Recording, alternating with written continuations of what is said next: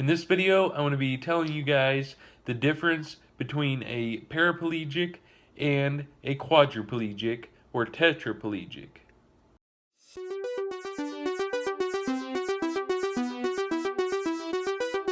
Paraplegia or aparaplegic, someone that has paraplegia, has an injury to their spinal cord below their cervical vertebrae or their neck.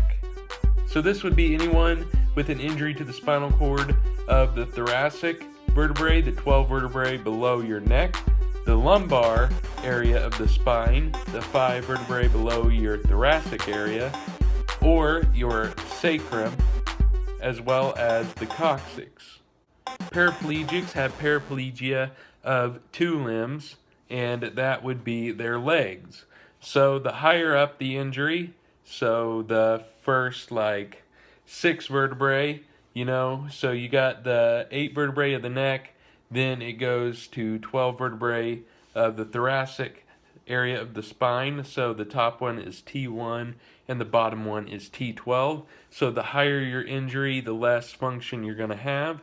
So if you're a T1 vertebrae spinal cord injury, you're going to have a lot less function than a T12. So a T1 definitely want to have control of their trunk, whereas a T12 would have a lot more control of their upper torso. I myself am a quadriplegic.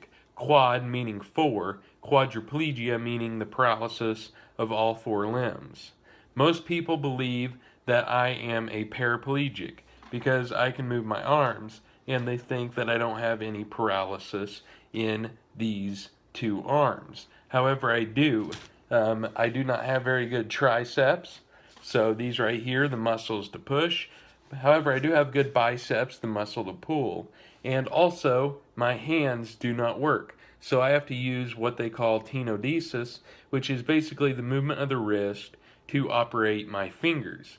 I cannot keep my wrist straight like this and move my fingers at all.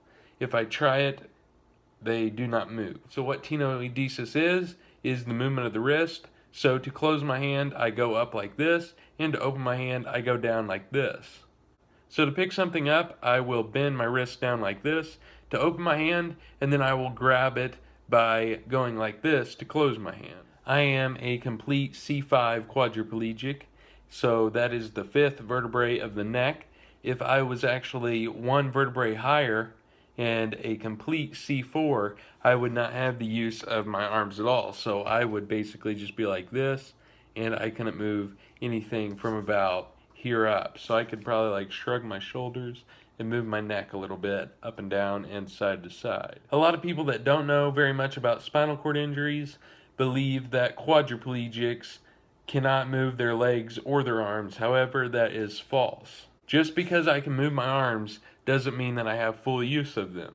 And you can definitely see it in my hands. Check out my video on the difference between complete versus incomplete spinal cord injuries.